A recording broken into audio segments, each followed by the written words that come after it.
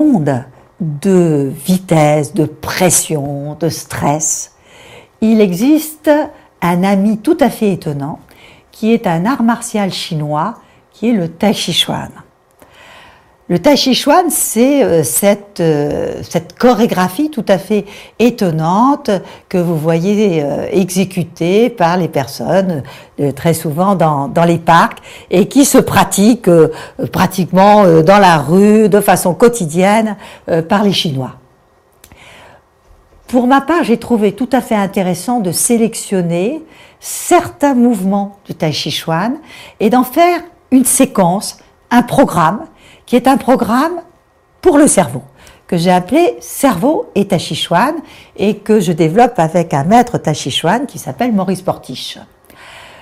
Nous avons donc sélectionné une séquence qui d'abord va nous permettre de bien oxygéner notre cerveau par tous ces mouvements qui sont des mouvements au niveau de la nuque, des cervicales, et qui vont permettre justement par ce travail sur nos cervicales de mieux oxygéner notre cerveau, en ce sens que nos artères, qui sont les artères qui vont aller vers notre cerveau, eh bien, elles passent justement par deux petites routes nos cervicales au niveau de notre cou. Et donc, il est très important que ces artères soient tout à fait bien orientées et bien qu'elles aient un flux bien fluide pour pouvoir oxygéner notre cerveau. Le fait de faire des mouvements et à droite et à gauche nous permet aussi d'équilibrer en hémodynamique nos deux hémisphères. Car comme les uns et les autres, nous avons des hobbies et nous choisissons plusieurs fonctions que certaines autres, eh bien nous faisons travailler parfois plus, et même souvent, plus notre hémisphère droit que notre hémisphère gauche. Et donc, très souvent, il y a une légère différence de vascularisation entre nos deux hémisphères. Donc, rétablissons l'équilibre entre ces deux hémisphères et faisons-les, donc, et permettons-leur d'être oxygénés de façon équilibrée. Puis ensuite, nous allons aussi travailler sur l'équilibre. Parce que pour faire une performance mentale, il faut être, comme je dis toujours, bien dans ses bottes, bien droit, pour pouvoir être bien stable et donner aussi cette impression aux autres de force mentale intérieure et de sérénité. Donc certains mouvements sont tout à fait importants pour travailler cet équilibre. Et là encore, très intéressant, aussi bien à droite qu'à gauche. Puis, enfin, pour gérer notre stress, vous avez cette respiration qui est une inspiration par le nez, d'inspiration ample et brève et d'expiration longue et ample qui va vous permettre de ralentir les mouvements de votre cœur. Quand vous ralentissez les mouvements de votre cœur, eh bien vous ralentissez cette montée de l'orage émotionnel. Nous avons donc oxygéné le cerveau, nous sommes en équilibre, nous sommes complètement en sérénité, aucun stress, le cœur bat régulièrement et à son rythme, nous pouvons nous concentrer.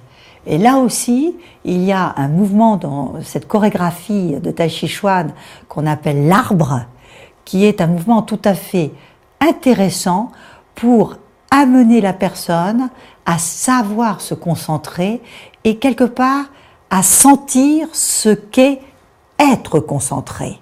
Et ça, c'est tout à fait important, notamment pour apprendre ce qu'est la concentration à nos plus jeunes.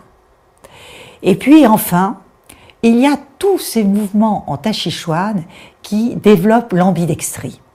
L'ambidextrie, c'est tout à fait important puisque nous avons effectivement deux hémisphères qui sont reliés à un certain endroit qu'on appelle le corps calleux où nous avons des axones, des neurones qui sont dans l'hémisphère droit qui vont dans l'hémisphère gauche et inversement des axones, des neurones de l'hémisphère gauche qui vont dans l'hémisphère droit. Nous avons normalement à peu près 80 millions d'axones qui parcourent ce corps calleux. Eh bien, nous pouvons densifier, créer encore d'autres relations entre hémisphère droit et hémisphère gauche en justement développant l'ambidextrie. Or, dans le Tai Chi Chuan, il y a énormément de mouvements que nous pouvons sélectionner qui vont développer cette ambidextrie. Ce qui est tout à fait fondamental dans ce travail sur le développement justement de l'ambidextrie, c'est que nous allons enrichir ce corps calleux et que quelque part, nous développons notre potentiel de ce qu'on appelle la suppléance cérébrale, la neuroplasticité fonctionnelle cérébrale. Par exemple, s'il nous arrive un accident vasculaire cérébral avec des problèmes de langage dans l'hémisphère gauche, parce qu'il y a eu des neurones détruits dans la zone de langage de l'hémisphère gauche, eh bien, grâce à ce potentiel de neuroplasticité que nous avons développé, nous pourrons plus facilement aller éduquer l'hémisphère droit, une zone qui est complètement en miroir dans l'hémisphère droit, qui va pouvoir être éduquée au langage et nous permettre de reparler de façon complètement correcte et donc d'avoir complètement récupéré le déficit que nous avions. Donc il est tout à fait essentiel de développer cette ambidextrie. Dans cet art martial chinois, il y a vraiment un potentiel de santé cérébrale tout à fait important et de santé cérébrale à long terme, y compris quand une maladie cérébrale peut survenir.